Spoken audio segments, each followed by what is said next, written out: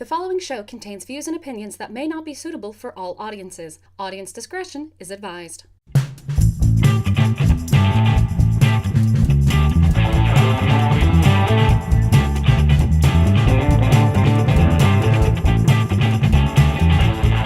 Howdy, everybody, and welcome to Thespian Talk. I am your host, Gomer the Ranting Thespian, and with me this week we have Aaron Mills. Hello. And we have the Cat. Hello, everyone.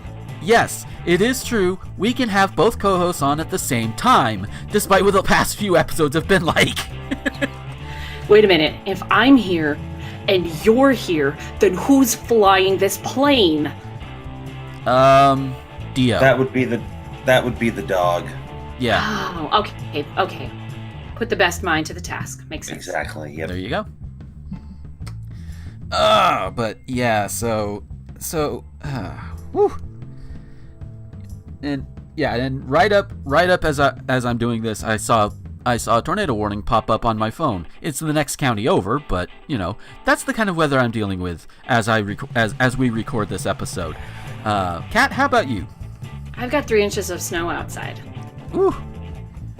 And every road is closed due to a fatal accident. Oh God. Maybe not fatal ones, I don't know. But every road is kind of closed. Damn. This isn't as bad as like the 2 storms ago, but I am super sick of winter, guys. Also, everything about the Midwest. I'm sick of everything about the Midwest. I can't really blame you. I kind of wish we would have cooler weather down here at the very least, or at least cooler feeling weather. But, you know, that's just me.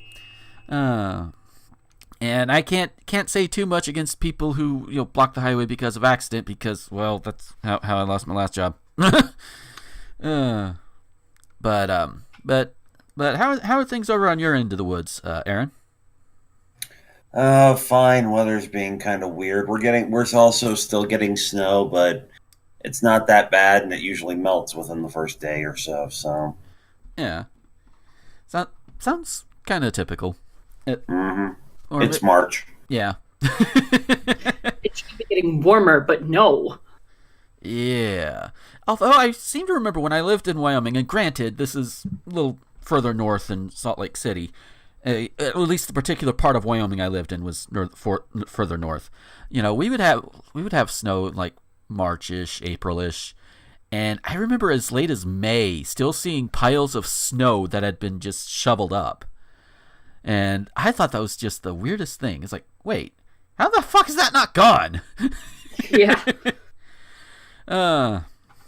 But, you know, being a little higher above sea level than most other places I've lived in kind of is a thing, so.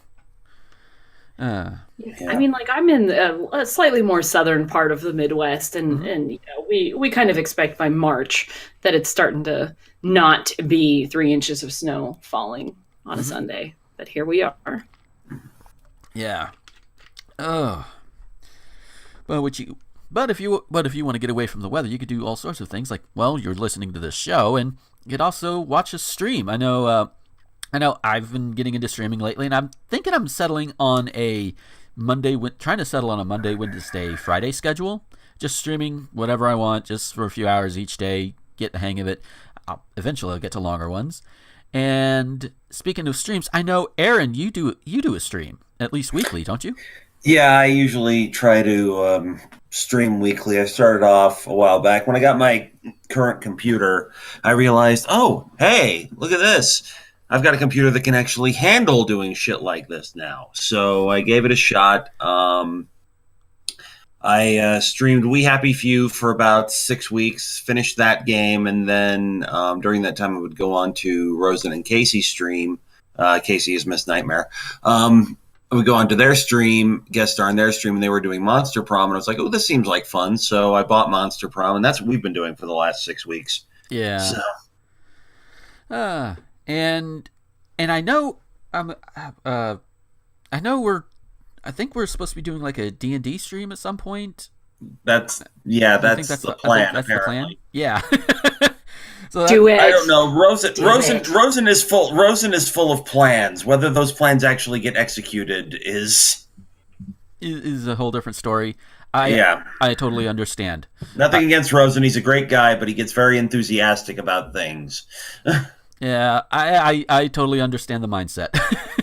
Well, if you guys do a D&D stream and you need somebody to fill in as a guest who can do lots of accents and has a really cool character in another campaign right now that she doesn't mind throwing out a different campaign, you know where I live. Yeah, that is definitely, you know what, we'll have to put that up to Rosen because he's the DM. So yeah, we'll see. This will be interesting because while I have been gaming for Jesus Christ, how long now? What was I? Nearly 30 years now. I have never actually been. Huh? I said giggity goddamn. I started when I was about 16. I'm 42 now, so I have not actually, aside from one or two occasions, the last time I played any form of D&D was literally about 20 years ago, back when 3rd edition first came out, and my particular group was curious to give it a shot just to see what it was all about, because all of us hated 2nd edition. We were like, Jesus Christ, this is unnecessarily complicated. yeah, I played Pathfinder, so I know that feeling. Yeah, it's like the one thing with AD&D, it was just like the one thing that I could never wrap my head around. Wait a minute, let me get this straight. The higher your armor class, the worse your armor is? What? that makes no goddamn sense. It was like under the Thaco rule, and that was like one of the things that made no sense. It was just like, okay, whatever. I'm like, I don't want to play a game where I need a degree in fucking calculus to understand your math. No. Pathfinder. It's the worst. I love it, but it's the worst. Well, that's because Pathfinder was designed for people who wanted, AD&D. It's kind of like when Hackmaster first came out, and the first published edition of Hackmaster was essentially just based on the AD&D rule system. I'm shaking my head. You can't see it, but I'm shaking my head. Now, the thing we've been playing, my groups have played for a while, was main group. We had played Deadlands for a while, the classic version, and then I didn't really have a gaming group while I lived in Florida. And then when I got back into another group, and we were playing what evolved out of the Deadlands system, which was Savage Worlds, which is kind of just a generic rule system, and then we played a bunch of settings for that. And then my GM decided to kick me out of the group, and we're not going to talk about that because that's in the past, and I don't want to. Yeah, I don't blame you. I think in terms of my own tabletop experience, I know at one point Rosen and a bunch of us did like the Ghostbusters RPG for a couple of nights. I don't remember if we streamed those, but that was kind of fun. Yeah, the original Ghostbusters RPG from West End Games, that was your best. One of the best pick up and play RPGs they can have. It's very rules light and a lot of fun. Yeah. And I know I don't remember which edition. It might have been the latest one as of 2010, 2011, that particular time frame, but it was at a New Year's Eve party of all things. And we just sat around, played some D&D, and then, well, it's New Year's Eve, so I guess you can guess what happens from there. But that's like my biggest experiences playing just tabletop role-playing games. And even now, even with advanced, not advanced, 5th edition D&D. Wow, see, that's how new I am. Advanced. Yeah, it's advanced for me.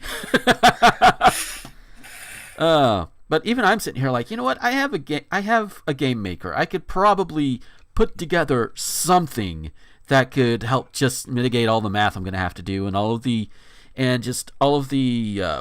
erasure and put stuff back in on my character sheet or whatever, things that I might have to do for that to actually happen. So although with the character sheet, now that since I'm set up for so many different things, putting together a character sheet, I just open up GIMP, get a PNG or JPEG of the character, of the actual character sheet, put all that stuff in there, make it look nice and neat, and boom, there you go, I'm set. And GIMP is free, by the way, so if completely counterintuitive. Yeah, a little bit, but that's the one thing I always hated about a lot of people. It's like, oh, you want Photoshop? Just do GIMP. It's free. I'm like, I've tried using GIMP.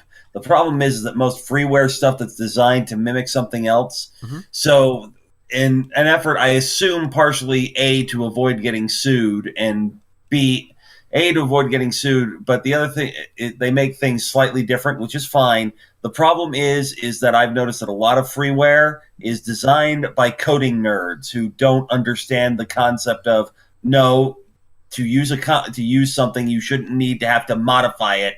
There should be a way to use it out of the box, as it were. Yeah. I don't need to go into recode the goddamn thing to get it to do what I want. Yeah. I guess I got lucky because my needs are usually very simple. So my needs are simple, and the damn thing I can't figure fucking GIMP out. Admittedly, it did take me a while to give me a goddamn manual, please. Don't tell me, oh, we've got a wiki. That's not helpful. Yeah. And what if you're not connected to the net at the time too? So exactly. Make it a downloadable wiki. Wait, those are instruction manuals. Anyway. So yeah, things happened. The Oscars happened within the last week, didn't they? Yeah. Oh God, that is how long this week has felt to me. Time. What is time anymore? Is time even a thing? Because I don't even know. Because the Oscars happened this week, and of course the whole.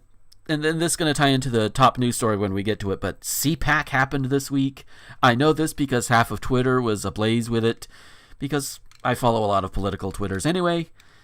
And CPAC, from what I'm gathering, especially lately, it's just a bunch of people with conservative values get together and try and figure out, okay, how are we going to fuck up the world this year?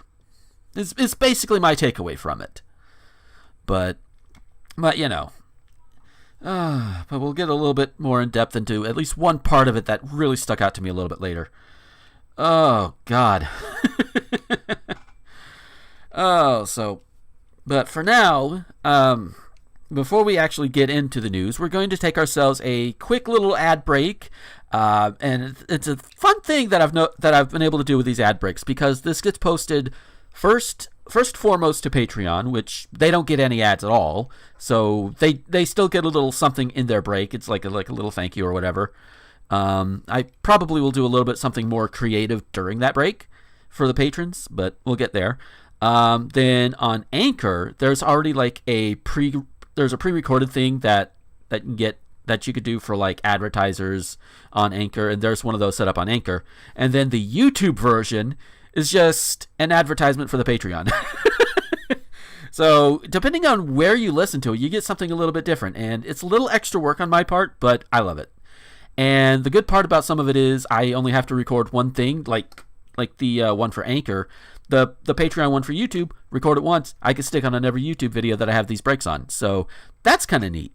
Again, a little bit of extra work, but it's worth it.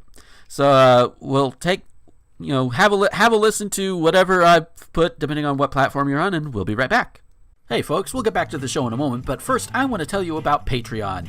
Patreon is what I use to get around all of the YouTube adpocalypse bullshit, and while I don't have a lot right now, every little bit does help. And if you like what you hear or what you see on any of my videos or podcasts, head on over there. For as little as $1 a month, you can get all of these things early before anybody else does, and you can get them completely ad-free. Yeah, I know YouTube right now is technically ad-free, but at some point I'm probably going to get big enough to where ads will start coming in, and those can be annoying, so you want to avoid that, right? If you go ahead and go now over to patreon.com/Gomer21XX, leave $1, $5, doesn't matter how much, you can get all of these. Again, you can get them early, and you get them without ads, even when I reach the point on YouTube to where ads can be put on these videos. So it's a win-win. And you can even avoid the ads that go up on the Anchor versions that go out to all of the other websites that are out there. No ads. It's great. So that's patreon.com/Gomer21XX. And we're back. Oh, that was a thing. Like I said, depending on what what platform you listen to this on or watch this on. If you're watching it on YouTube, you get a different thing. Welcome back. Our topic tonight is men who love goats and the women who don't like alpaca. Yeah, that is definitely one topic. Oh, yes. So I hinted about it a little bit before the break, and our first news story. I put this in because I seriously wanted to just talk about this, bring this up, and just put out my own thoughts on this one as well. So this first one has to do with CPAC. Trump announced during his CPAC speech today he will sign an executive order requiring colleges to, quote-unquote, support free speech. Trump made the announcement after inviting Hayden Williams, the conservative activist attacked at Berkeley, to the stage to speak. Williams briefly spoke, and Trump followed up with words of praise. "He took a punch for all of us," Trump said, "and we could never allow that to happen. And here is closing with Hayden. Here's the good news. He's going to be a wealthy young man." Sounds like somebody's going to pay him off, and that somebody is already... never mind. Back to the article first. Article first, conspiracy later, Gomer. Yes. After Williams thanked the president and walked off stage, Trump announced the executive order. "Today I am proud to announce that I will be very soon signing an executive order requiring colleges and universities to support free speech if they want federal research dollars. If they want our dollars, and we give it to them by the billions, they've got to allow people like Hayden and many other great young people and old people to speak. Free speech. If they don't, it will be costly. That will be signed soon." Okay, number one. From my understanding of how the government works, even if he were to sign such an executive order, Congress controls the purse strings, do they not? Yeah. Yeah. So there would be a congressional fight over this, and we all know Nancy Pelosi is going to be like, "No, motherfucker, you ain't pulling this shit." So there's that to consider right off the hand. But let's say, for the sake of argument, that this goes through as he wants it. The way he's wording it is basically saying, "Hey, you allow my people to speak, or we're not giving you money." Even though on college campuses, if free speech, we have it. That means the government cannot tell you to shut the fuck up. That's what it means. And if a college or university does not want somebody to speak at their university for whatever reason, whether it's because of ideological differences or whether because that person typically brings along with them some sort of violence, whether through their own fault or otherwise, they have a right to say, "No, we really don't want you here. You wouldn't fit, or we're worried about safety." And with some instances, yeah, that's a very, very legitimate concern. That's not stifling your right to free speech. It's just one platform saying, "Hey, we don't want to put up with you. Go away, please." Some are more ruder than others, but that's the general gist of it. And Trump wants to force everybody to be able to speak at any university they want. Under what I'm reading from this, I could go up to say Liberty University and proclaim that that atheism is the one true religion, and basically spin the whole Christian rhetoric on its head in the name of atheism. I'm not going to do that. That would be a dick move to do that. But if Trump had his way, I could do that, and Liberty University would not have a goddamn thing to say about it. Kat, do you have any thoughts on this one so far? Okay. I was going to say that this is a slippery slope, if ever there was one. That the aim here is, more than anything, seems like it's there to defund voices against his administration. Anybody who disagrees with him, he argues, is not for free speech. Every time somebody who is obnoxiously conservative gets their speech canceled, or their whatever at a university canceled, everybody says, "Oh, they're just arguing against free speech." And as we've said over and over and over, freedom of speech does not mean that you are free from consequences. Yeah. And getting your speech canceled is a consequence of you being a piece of shit.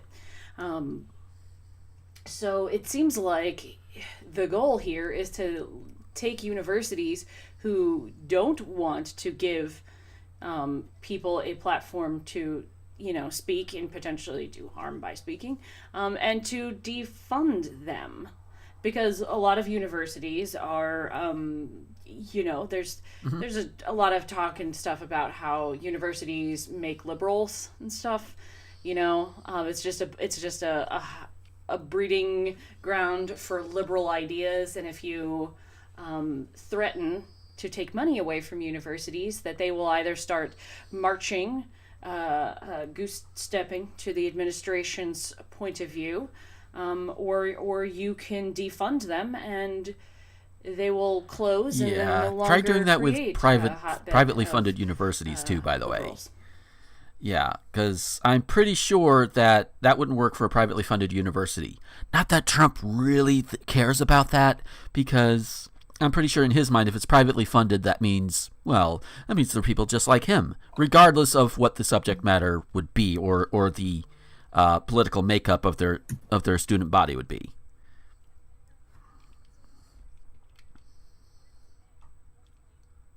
Yeah, and then so the slippery slope here is where does it end? At what point, if the administration wants to redefine free speech to mean whatever the president says is what's real, which is what they do, they just try and recreate facts to suit whatever horse shit comes out of his idiot mouth.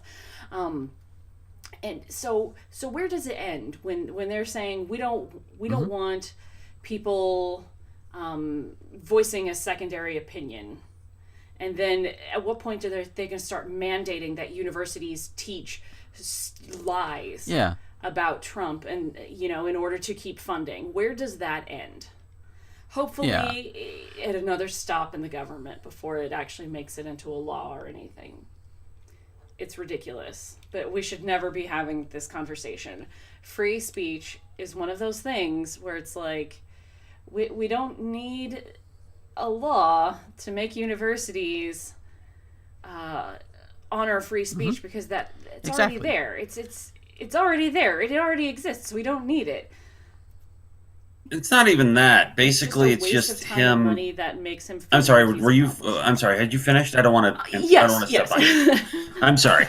It's not even that he even cares. Honestly, this is all theater. That's really all this is. It's all fucking theater. He's setting himself up for the 2020 election because somewhere in that little weasel brain of his, he knows that he's fucked up just enough that it's not a guaranteed thing that he's going to get elected again. So he's hoping that to start doing this shit now so he can stir up his base and scam everybody in the country just like he did in 2016. Mm-hmm. He's panicking. That's what he's doing. He's trying to prove that he's trying to assert, not just to us, but probably to himself at this point, given everything else that's going on, that he's still in charge, that he's still the man, that he is the most powerful man on the planet. He's not. But I always need to point this out to everybody. I feel the need to always point this out because it tends to get lost in the rhetoric. Yeah.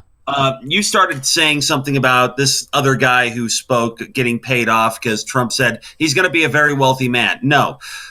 I've always said that the biggest... I run my life according to two things. Never attribute to malice what can always be explained by stupidity. Right. And the biggest conspiracy is that there is no conspiracy. He's only talking about it because the only reason he said that is because that's the only thing Trump values. That is the only thing. Money. Does it make money? That's basic. Trump is not that hard to figure out, and he's not as smart as some people want to make him out to be. Right. It's really simple. Is somebody going to make money by him doing this? Him or one of his other creep billionaire friends? Probably. If that's the case, then yeah, it's probably what he's going to do. This, I don't think he's actually serious about it because, as you said, he can sign executive orders from now until the cows come home. An executive order is not a royal decree, despite how a lot of pundits like to phrase it. Yeah. Okay? I'm pretty sure that this exceeds his actual authority. So even if he issues one, nobody's going to be under any obligation to actually adhere to it. Right.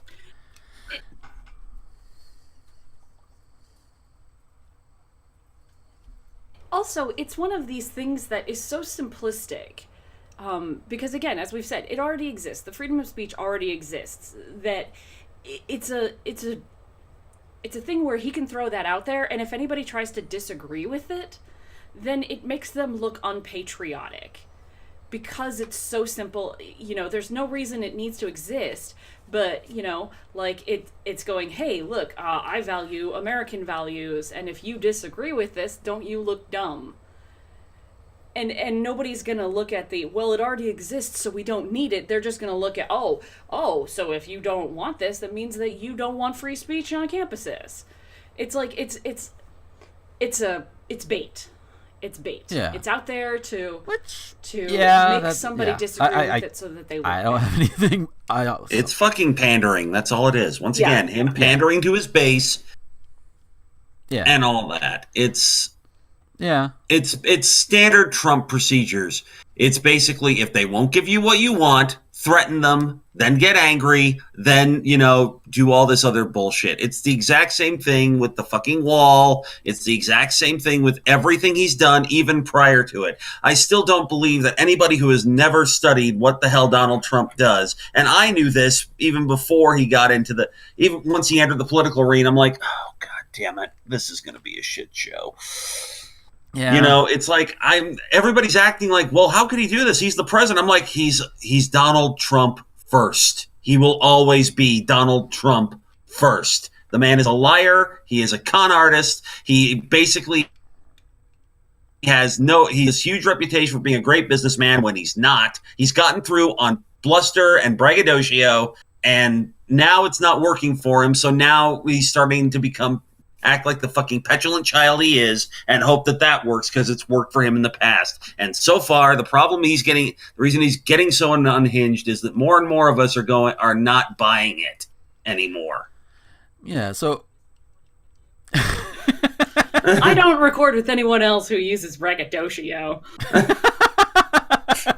I like words. Yeah. So. I think Josh Hadley and I need to step up our vocabulary game then. Josh, you're listening right in the show. So we'll go from that. We'll go from that over to something lighter, definitely lighter, but still a little bit what the fuckery. Somewhere over the last few years, Weezer became the kid on the playground who deliberately tried to make themselves too weird to bully. I can tell you from experience that does not necessarily work. After years of having every new song compared unfavorably to their earlier output, trying to please an increasingly unpleasable fan base and critical core, Rivers Cuomo, I think I'm pronouncing that right, and company apparently decided to give up without actually giving up. They started writing music by spreadsheet. How the fuck do you do that? I don't know how you do that. I know how to write music. I don't know how to do it by spreadsheet. What? They slapped Hurley from Lost on the cover of an album, also named Hurley. They became the world's most successful touring cover band. If we're going to be a joke, they seem to suggest, we may as well be in on it and have a little fun in the process.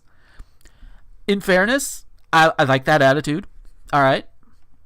Which brings us to today, when Weezer debuted 4 new songs from its latest self-titled album, known in typical fan terminology as the Black Album, inside the video game Fortnite, on a recently created bit of geography dubbed Weezer World. Reports neither confirm nor deny that it's an island in the sun. God. This article's from the AV Club, by the way. Yes. So, the pathetic attempts at humor should not be unexpected. Yeah. For another band launching a long-anticipated release in 2019, this might simply feel like a savvy, if misguided, bit of pandering. But modern Weezer is on a whole different tip, making this feel like an online trolling of a very different sort. Or maybe they just made us paranoid at this point. Not since the heady days of Duran Duran rocking Second Life has the intersection between music and online gaming gotten this resolutely weird. Sure, Marshmello played a concert in the popular online shooter earlier this year, but that feels different from a still major despite themselves band debuting their new music in this way. It is beyond the barbershop outfits. It transcends the how do you do fellow kidsness that crops into any interaction between established adults and the massively popular online game. It is a sort of strangeness beyond, and the only thing that could make it weirder is if there was a little digital rivers in there dabbing along to the songs. Dear Epic Games developer of Fortnite, please add in a little digital rivers dabbing along to the songs. This... releasing an album in a video game. I'm hoping that you could at least go and buy it outside of Fortnite, but releasing it in a game, just I guess like a mass live listen. And I mean, okay, it's not the way I would have put about it. Maybe, you know what? Maybe I should put this very episode of Thespian Talk on Fortnite somewhere. No, wait, don't do that. Those are mostly kids. I would probably get sued.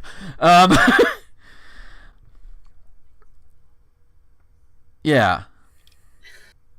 This is I don't true. get it. Fortnite's I've tried. I say Fortnite. this is the oldest. I say this is the oldest of the three of us. I don't get it. Yeah, I've tried Fortnite. I mean, it's free. I can get it on the Switch. Why not? I just not really that big into shooters, especially when I don't have a keyboard and mouse. Yes, I know I can get it on the PC as well, but if I want a shooter, I'll just play Overwatch. Then I can blow things up as a insane pyromaniac Aussie. So, but yeah, kudos to them for at least having some creativity in releasing it, I guess, because that's just all right.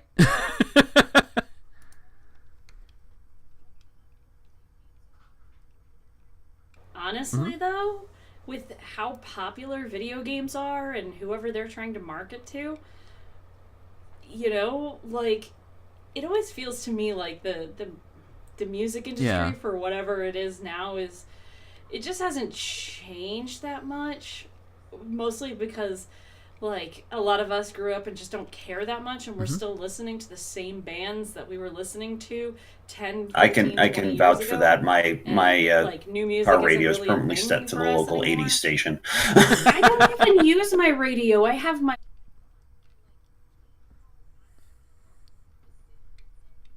iPod, my like 8-year-old iPod with the same music that I've had for the last 20 years, and I have it hooked up to a playlist, and sometimes I change the playlist, but it's always the same music, and I don't listen to the radio.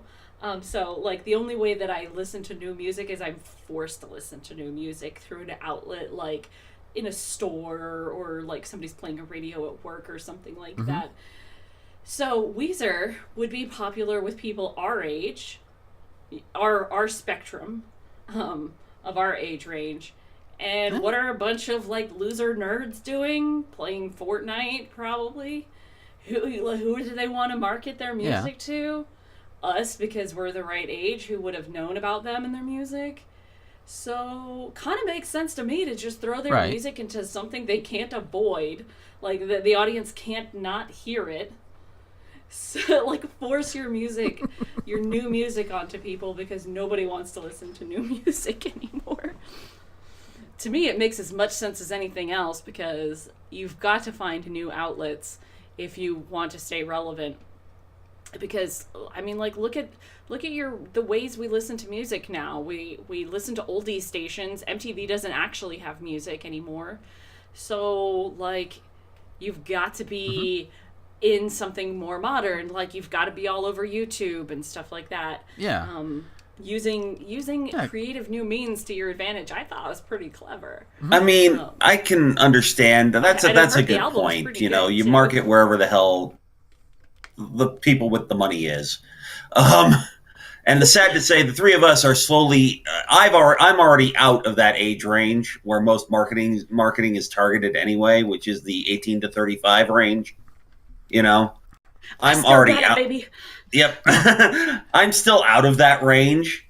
So, you know, actually, be closer to, like, even with Fortnite, that would be closer to, like, you know, when kids are just starting to get their own money. So, you know, the 14 to 35 range, I guess, is what it would actually be. But I've aged out of that, so it's like, because at that point it's just like, okay. But, you know, I can't blame them for doing this, because right now Fortnite is the biggest thing in video games. I don't get it myself. It's like I kind of want a game with a story, you know? And people say, Fortnite has a story. I said, yeah, but I don't want to have to go hunting for the story and have to figure this out. I don't want an ARG style story, okay? Yeah. You know, it's like, it's the same thing with Overwatch. I played Overwatch for a while. I got bored because it was just the same thing over and over again. Okay, yeah, you get new characters every so often, but who cares? You know? Yeah. But, you know, I can't fault them for that. But it's just the fact that it's Weezer is what I think really makes it just so friggin' weird. Because I never liked Weezer. I was in college when Weezer first made it big. Mm-hmm. And I would play their music on the station. Yeah. And I just was listening to it. And I'm like, why do people like this? And that was when I was within the marketing target range. So, so yeah. And then it's just weird. It's like they want to try to embrace all this new stuff. And then Rivers Cuomo goes over and writes like 3 songs for the Monkees' 50th anniversary album. Huh. Yeah, he did. And the thing is, they're good. I have the Monkees' 50th anniversary album. You know, just the song, good, the title track, "Good Times," is actually a really fun and catchy tune, and actually sounds like an old, like it could have been written in 1966. But yeah, so it's just this is just kind of okay.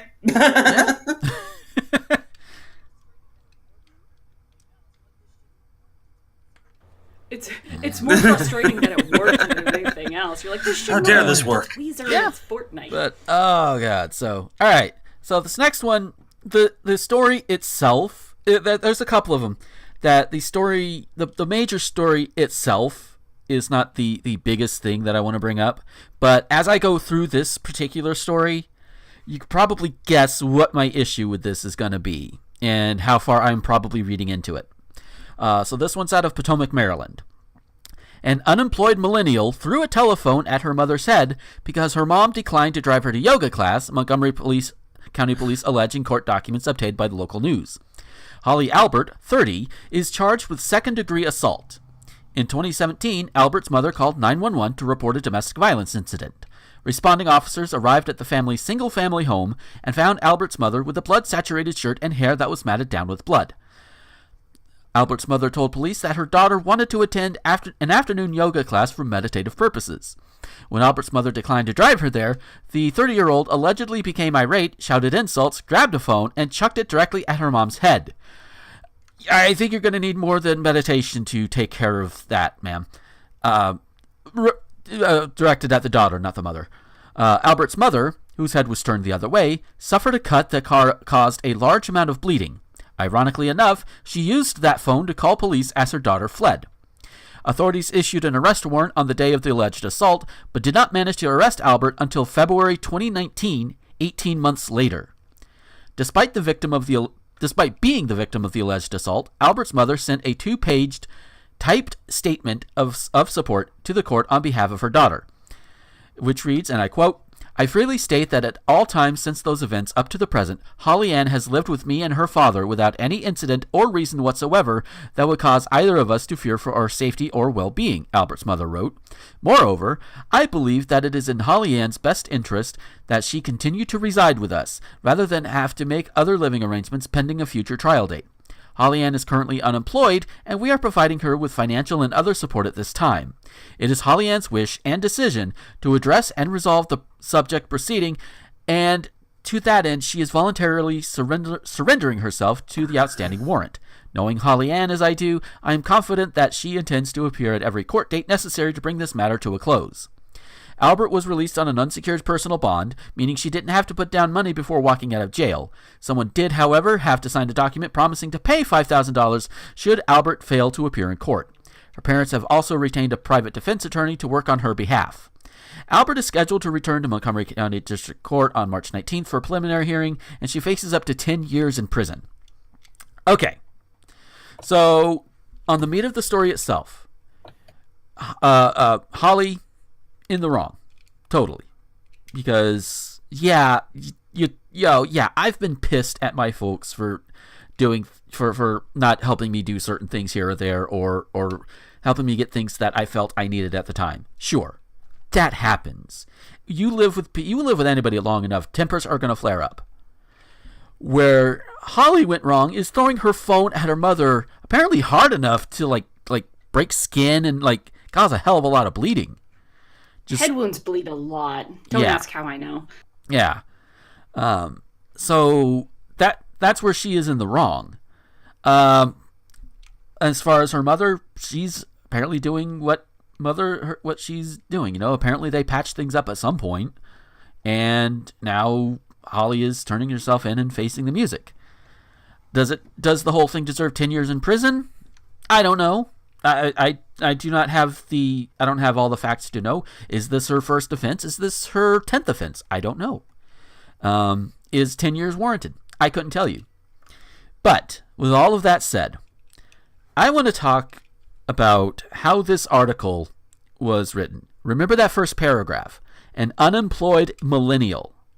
That's what they framed her as. And she is, in fact, an unemployed millennial.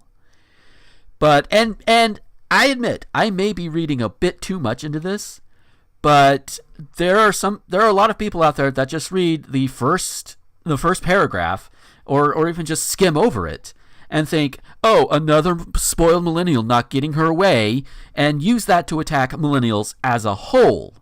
Because, as we know and as we've discovered, if any sort of group that is not the quote-unquote majority group, whichever that case may be, your mileage may vary, insert as you need, but if they're not a part of the quote-unquote majority group, then they, as has been my experience, have to be straight in line, straight-laced, straight perfect, and if any one of them fuck up, then it's the entire group's fault. Again, I admit I may be reading too much into it, but you know what? That's why we have co-hosts. Aaron, why don't you start off on this one? Why should I? Honestly. I do think you're reading too much into this, quite honestly. Okay, yeah. I really do. All right. This is a nothing story. Okay. I'm sorry, it is. All right. Woman gets mad. Woman throws phone at mom. Mom apparently is not pressing. I guess the police are the ones pressing the charges. Yeah. I guess. If mom is paying for her goddamn lawyer. Yeah. Let's. Okay. So, how do you want... Let me present this to you as a question, all right? Okay. To make my point. Okay. For the last few years, we've been constantly bombarded with stories about how millennials are doing this and millennials are doing that and blah, blah, blah, blah, blah. Mm-hmm. And as time has gone on even more recently, people are pointing out, hey, the first millennials are in their 30s. Right. You know? Okay. Which do you want? Because you can't have it both ways. Right. She is an unemployed millennial living with her parents. True. She's in her 30s. Yeah. As far as writing this story is concerned, it's accurate. So what's the problem? Yeah. They could have. Yeah. Well, they could have referred to her as a 30-year-old woman. They didn't feel that it was appropriate to classify her as a woman when they could just call her a millennial. The fact that she's a millennial is completely irrelevant to the story. 100%. 100% irrelevant, but they decided to use that word instead of any other word that they could use to describe her. Particularly woman. And it's one of my beefs, is, you know, like... because I am a 33-year-old woman, the number of times that I am referred to as girl, or that, you know, like nobody calls me woman, like nobody refers to me as a woman, you know, like stuff like that. And it's hard for me to wrap my mind and that's around fair. Being an adult. That is fair. That is a very good point that I did not consider. Will call me a woman. Yeah.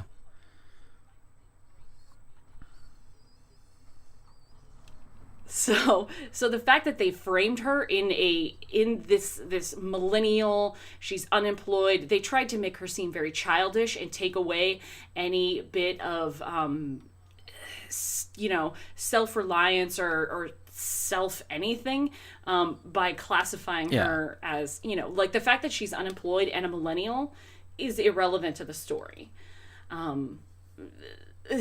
So that's, I think, where Mm-hmm. Gomer's coming from. I can kind of see it. I think it's true. This is really a non-story, because it doesn't seem like the parents even want to press charges. It sounds to me like she's probably emotionally disturbed in some way that this is not talking about, and they just Yeah. they're All right. framing it to make Okay, it sound I'll like concede. she's My point lazy was ill cattle thought out, dog. and yeah, I'll concede that. Yes. Two So co-hosts. yeah. This is why we have two co-hosts. So we'll go from there. We'll go a little bit further, one state over actually, to Putnam County, West Virginia. Take me home, country roads. West Kentucky?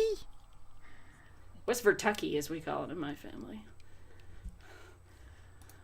Wait, Yes, is everything Hoosier is as Kentucky, Hoosier is but Kentucky. Hoosier is Indiana. We lived in West Virginia when I was little. It's Okay, yes, but in the Midwest, everybody who is like a hick is I called did not know Hoosier. this. And In I've lived in the Missouri, every Midwest. hick I is did not called know this. Hoosier. Okay. Another 50 cent word coming up, and now Thespian Talk gives you a lesson in regional nomenclature.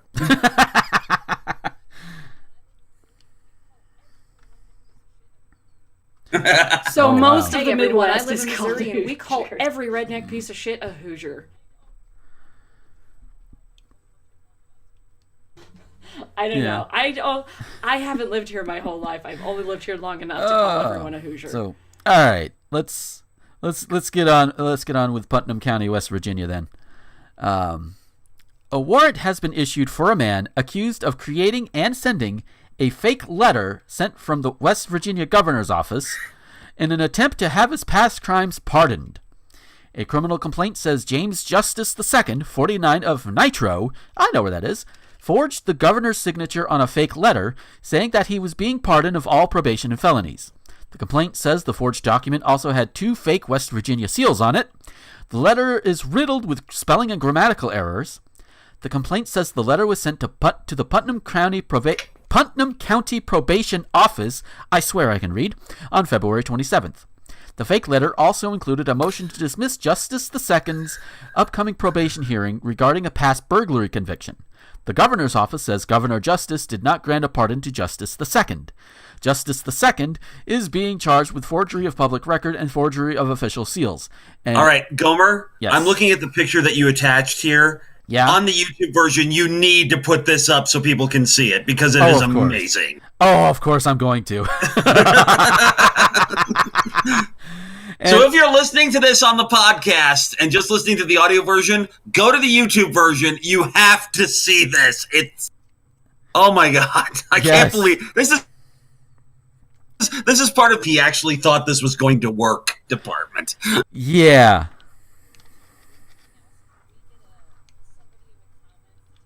Also, Gomer in has said addition the to word everything justice else, in can the we last get 5 a minutes. I know. Tell us how many times. And just give us a tally. Don't take a shot. You might kill yourself. Yeah, definitely. Woo! Yeah, And- I mean, if you wanna make it a drinking game, you can die young. off the cuff. There's the seal, and directly under this, it says the state of West Virginia. And you know, when I initially saw this, I was paying more attention to the body of the letter. I did not notice the damn header at first. The header is bad. The phone number is written in ink. Yes. There's Carnant, it's like Jim Justice Governor, Jeff Sandy, Carnant Secretary. There's no Y in secretary on this. Cabinet is spelled wrong. It's Yeah. right out of the gate. Your scam has failed. Yeah. And even oh god. And even his address, which is in Nitro, West Virginia, not West Virginia, West Virginia. Wow. There's not even a comma in the thing. But okay. For the benefit of those who are listening to audio only, I am going to attempt to try and read this letter as it is intended, punctuation and all, or lack thereof. Dear Mr. Justice II, I enclosing this letter that I, the said Governor Jim Justice, will and has pardoned you on all felonies against you, your DOB 2870 in Putnam County, West Virginia, case number 15F16. Offense is pardoned and your probation is hereby waived under my hand, the authority of the power of the state of West Virginia. There's no comma there, but I have to breathe. You are hereby pardoned by my office of the Governor. Therefore, I hereby issue this to you, Mr. Justice II. One comma was after therefore. I ran out of breath before I could reach there. Oh, you haven't even gotten to the end of it.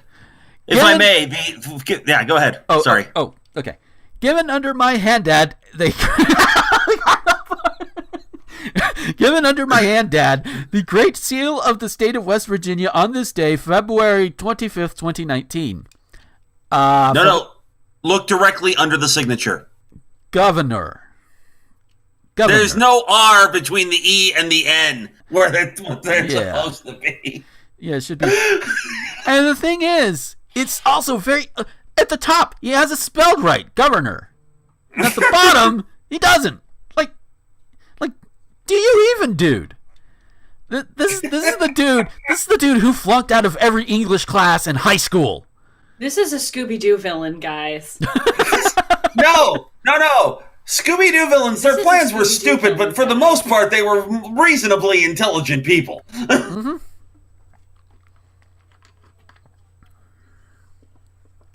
Okay. Yeah, there you go. Maybe a villain on like a Disney TV show. Oh God. This is like a villain on the Flintstones. That's where this lies. Yeah. Oh God. And to keep up with weirdness, because I have only other thing I have to add to that story is I know where Nitro is. That's just a little bit west of Charleston. That's all I know. So this next one I found this through Slate, and in recent years I've been using Slate less and less as a source, but this one just caught my attention because of the absurdity. And just a sandwich, pasta, French fries. These are all items that might reasonably be improved by adding some cheese. I hear that. I'm sorry. I'm sorry to interrupt, but I read that and listening to it in there, and suddenly I just imagined Seuss from Gravity Falls saying that sentence. A sandwich, pasta, French. I can't do Seuss. I wish I could. Oh, it's been a while since I've seen even an episode of Gravity Falls, but I'll try.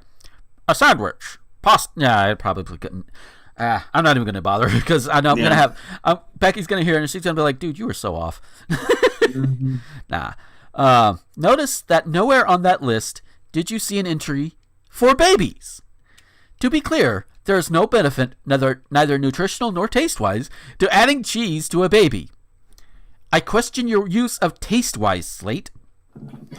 Are you assuming that people are eating their babies? Because... no. And yet, a series of videos that's gaining attention on Twitter suggests that cheese makes a great compliment to any baby. Babies are defenseless creatures who can't protect themselves when cheese is thrown in their direction and sometimes can't figure out how to remove the cheese, which leaves them suspended in a cheesy limbo state until an adult steps in to provide assistance. Help, I need an adult. This, you might argue, is what makes cheesing, in quotes, great. But doesn't that seem a little easy? It's like dunking on a baby. Is it also funny when babies get hit by anvils, or conked on the head, or fall off cliffs, or end up in any Wile E. Coyote-like situation? It is kind of funny when babies fall down, but not if they actually get hurt. No one wants to see a baby in distress. And cheesing a baby is a quick recipe for exactly that. To review, adding cheese to food? Often a great idea. Adding cheese to a baby? Don't do it. Somebody got paid for that. Somebody not only got paid for it, somebody had enough of an issue with it. Because I'm sitting here thinking, okay, if you're throwing just a small slice of cheese on a baby's face for 5 seconds, that's 5 seconds. Baby's going to be fine. And odds are the parent or whoever's taking care of the baby is right there to comfort them. and tell them that it's okay. So I get the whole idea of just stop having fun, guys. It's just, oh my god, what? And also the fact that just cheesing babies.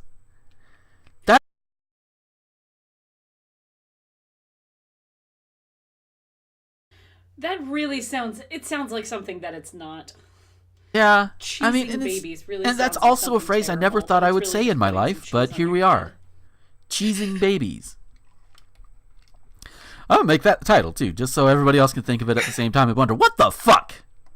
Cheesing Babies is the name of my Weezer cover band. Cheesing babies. Oh, my God.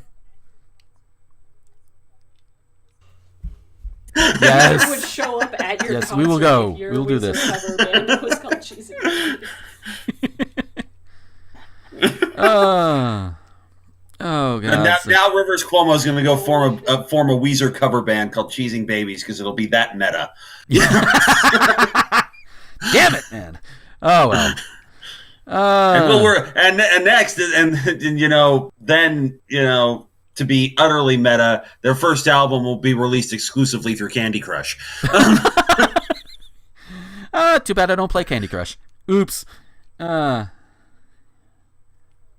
I got one of our CAD guys at my old job playing it just the other day. So, I like match 3 games. I just prefer Bejeweled, honestly. so yeah, there you go. There you go. What about Farmville? Weezer could release through Farmville. Yeah, Farmville. Jesus. Oh. Jesus. That's gotta be something that nobody Yeah. really plays anymore. Oh, our last story. And again, it's one of those things where the article itself, it talks about one particular thing, but there's just one detail. Well, okay, actually a couple of details that jumped out at me that just drove it into the realm of, wait, what? What the fuck? That I just had to bring it up. And this is out of Huntsville, Texas. Apparently there is a Huntsville in Texas. I did not know this until today. A Texas inmate was executed Thursday evening for the killings of nearly 30 years ago of his estranged wife's parents and her brother, who was a police officer. Obviously, that's not the what the fuck part in terms of this story. Billy Wayne Cobble received lethal injection at the state penitentiary in Huntsville for the August 1989 shooting deaths of Robert and Zelda Vika and their son Bobby Vika at separate homes in Axtell, northeast of Waco.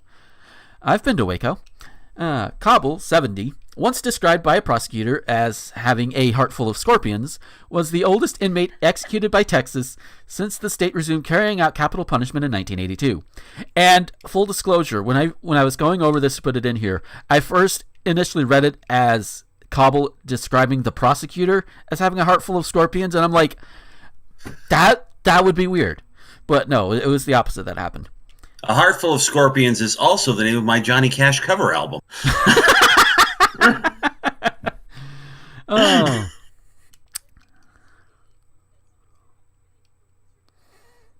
Yes, there you go. The next game that somebody's gonna have to make for Weezer to drop. Oh, okay, so.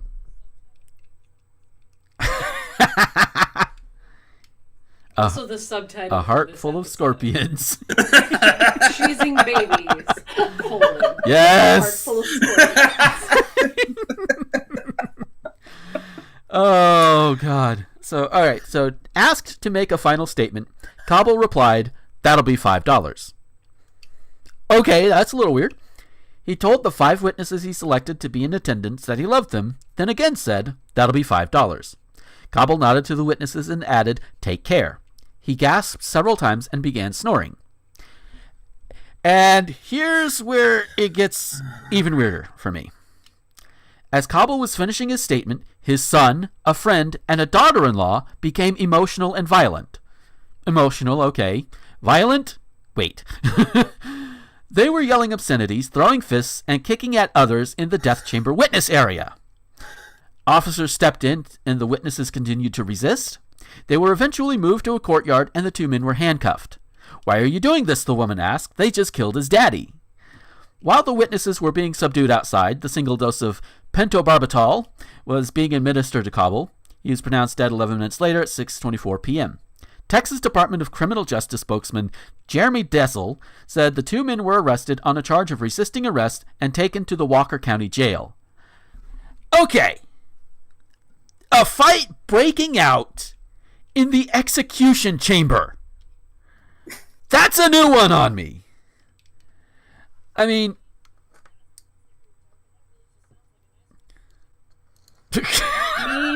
Not to stereotype, but that really just sounds like a nice weekend in Texas. Come down to Texas. We have steers, we have beers, and we come on down to the weekly execution fighting ring where you can fight your partner while some dude's getting injected with the lethal dose of whatever the fuck is in this vial.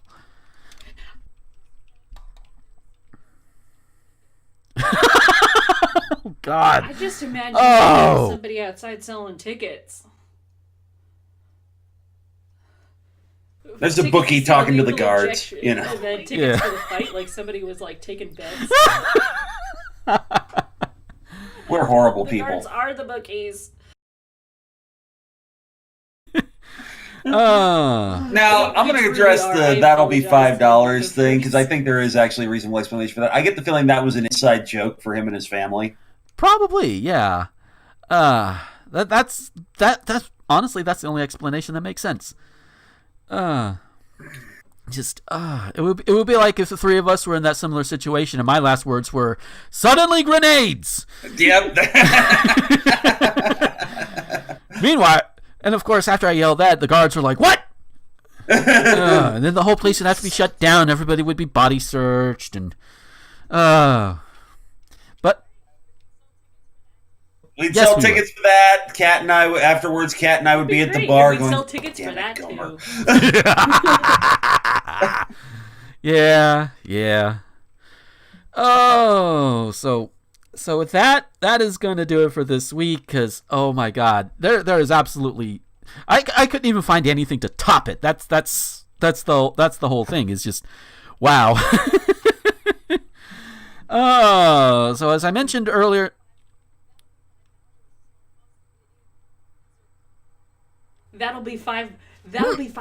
There you go. Much it costs to get into the Weezer concert. There you go. He's playing. Oh. So yeah, one of the albums that we just we're gonna pop off of here. Aaron, if we wanted to find you on social media, where could we find you? You can find me on Twitter at Shallow15, SHALLOW15. Also on YouTube.com/DubiousKhan, DUBIOUSKHAN. And when I finally actually do get around to it, other stuff available on RTGomer.com. I do want to state one thing. This may possibly be my last regular Thespian Talk episode. I have a new job that I start tomorrow, which is Monday the 4th. And my schedule may be changing, so I may not be available to record as often as I have been. So we'll see what happens as we go. I will show up whenever I possibly can, and we'll see what happens from there. Yeah, and as always, we'll adapt. We've done it before. We'll do it again. But yeah, and yes, congrats on the new job. Definitely. Kat, where could we find you on the social medias?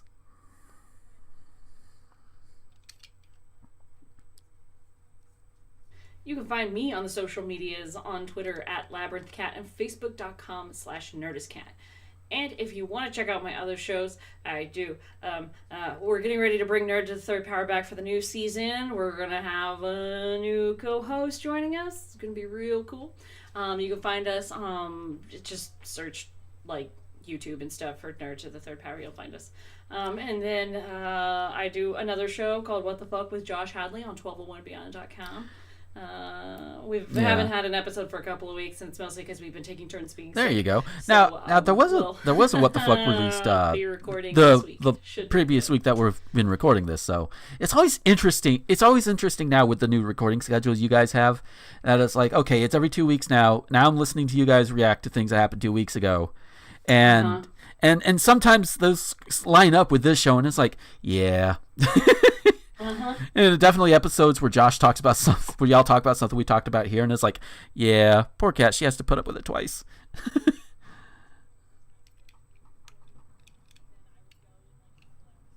Yeah, no, there would definitely be times where we'd record, and then I would go in like a couple hours later to record with Josh. Yeah, The exact same which thing, you know what? and That's I kind of always part go, of the fun. Well, I already said this earlier today, but